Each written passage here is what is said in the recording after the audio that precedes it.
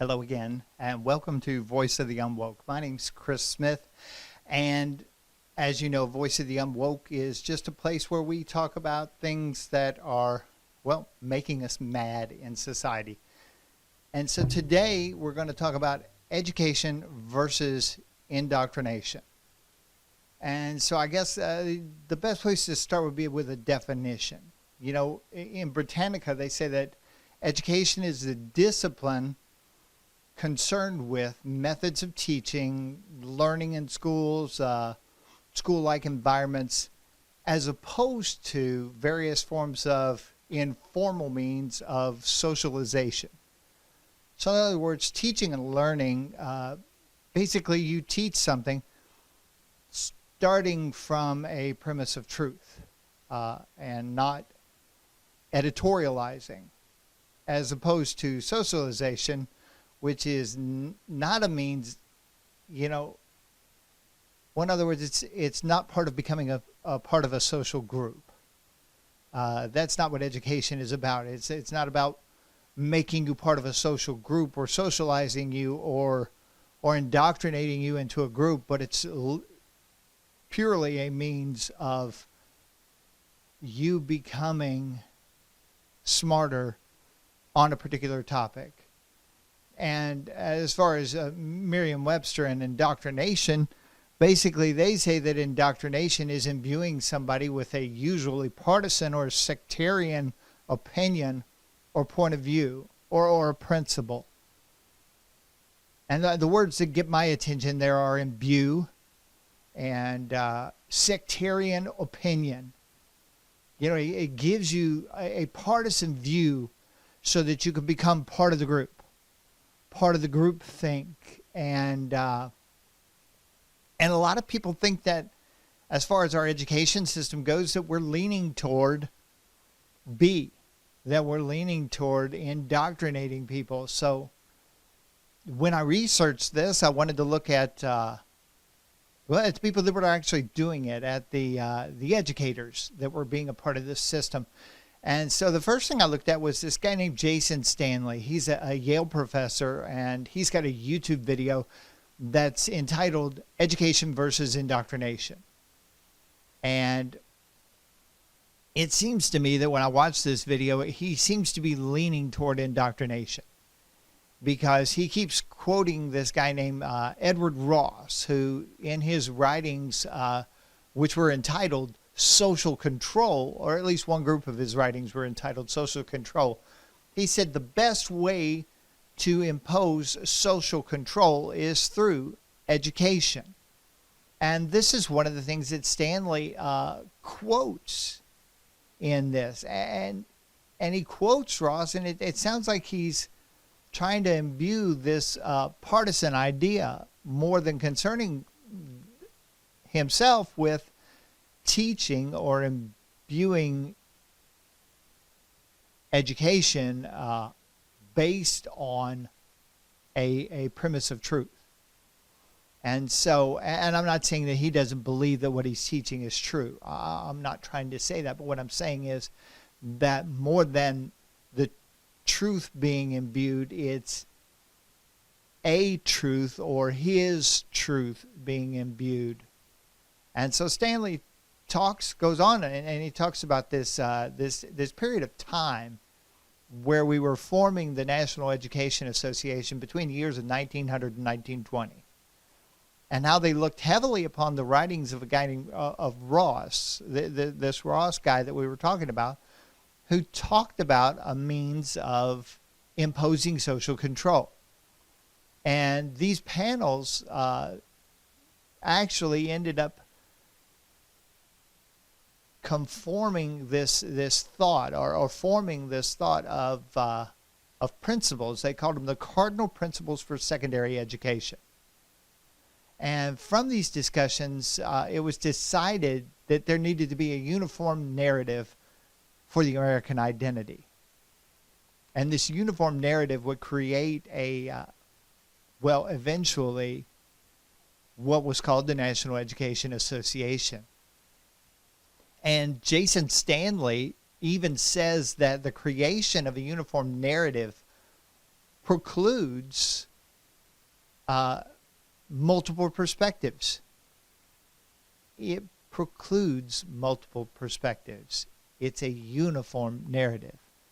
In other words, they would be getting a perspective from the National Education Association and not a perspective based upon a truth that has been proven to be true, but it's getting a perspective from the perspective of the National Education Association.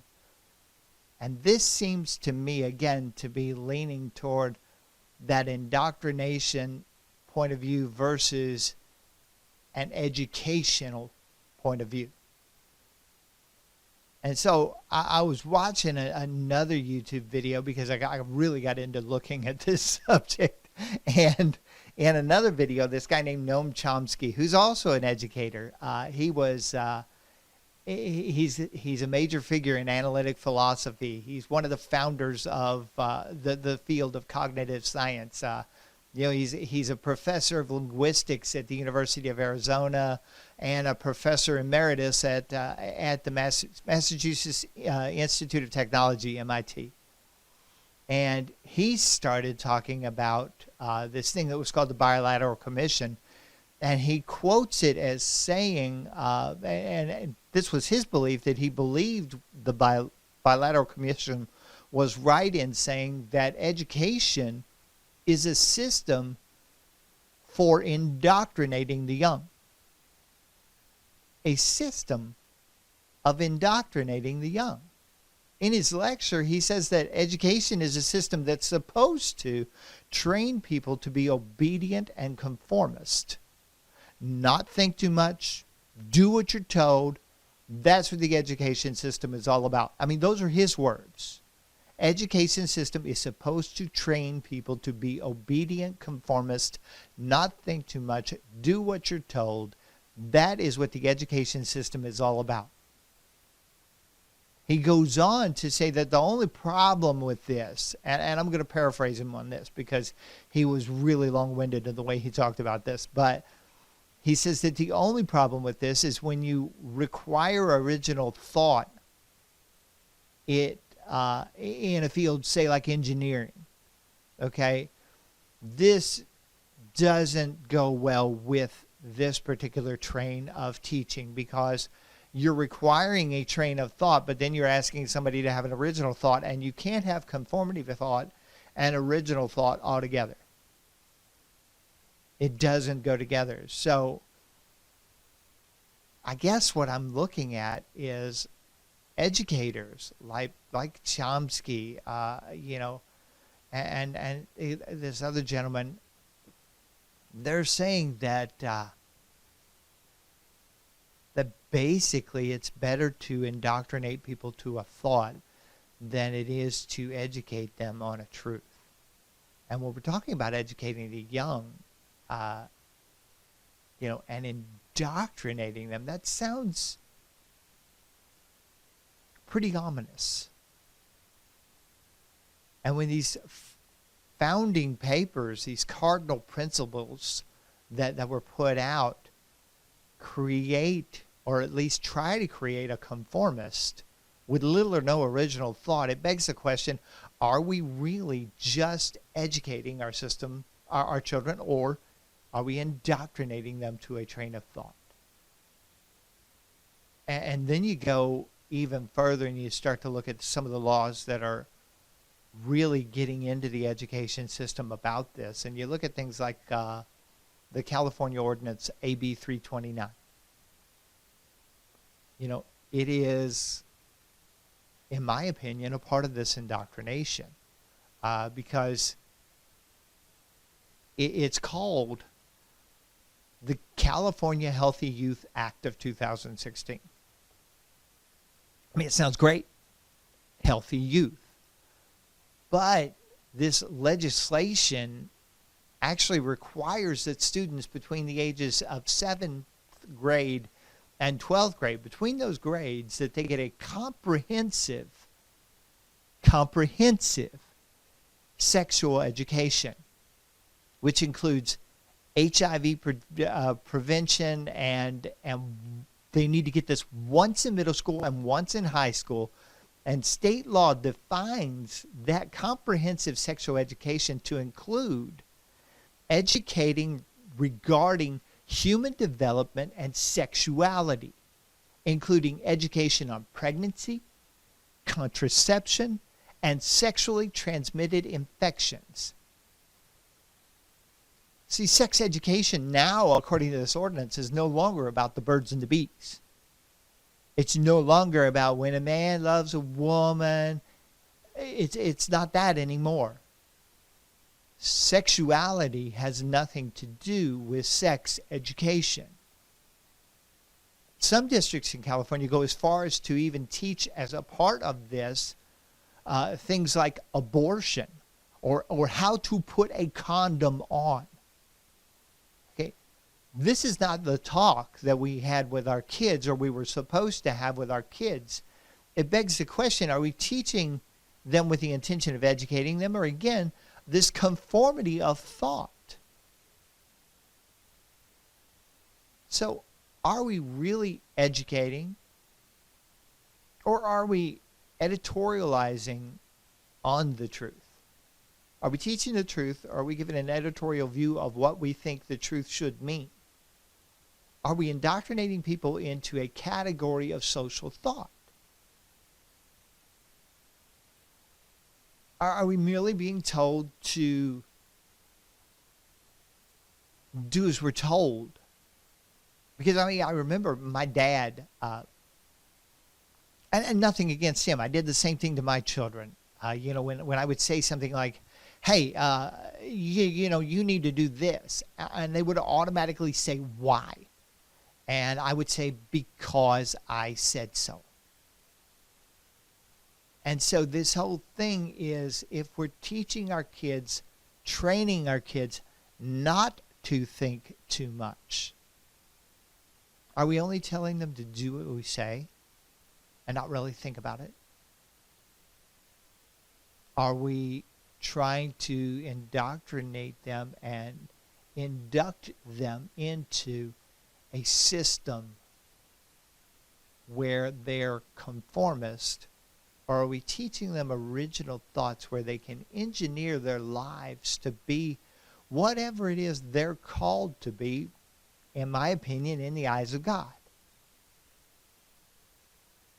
It gives you a lot to think about.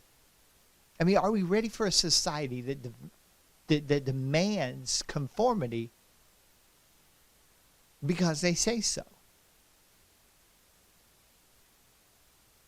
I guess it's a lot to think about. It's a whole lot to think about. And so if you've got any thoughts on it, please just tap the little button down below and leave me a comment, or go to one of the links down below on how to reach me, my email, or send me a message through YouTube, or go to any of the different links below and contact me. If you like what we're saying and you like this conversation that we're trying to start here on Voice of the Unwoke, please hit subscribe down below. Let me know that you want to be a part of the conversation by subscribing to it, and that way you'll get alerts when I put something else up. Because the next one, actually the next couple, maybe even the next 3, are going to be discussing this document that I found. And I found it, I have to give him all the credit, found it through Glenn Beck, and it's called Restoring Secularism and Patriotic Pluralism in the White House. It's put out by the Secular Democrats of America. And so it might take more than 1 week to really get into this, because we want to talk about, do we really want to be a secular society and have patriotic pluralism? Is that really what we're looking for as far as a country? And what are they trying? What are their aims for putting out a paper like this? And so, if you want to be a part of the conversation, again, hit that like button, hit that subscribe button. Let me know that you want to be a part of the conversation so that you get an alert the next time we do Voice of the Unwoke.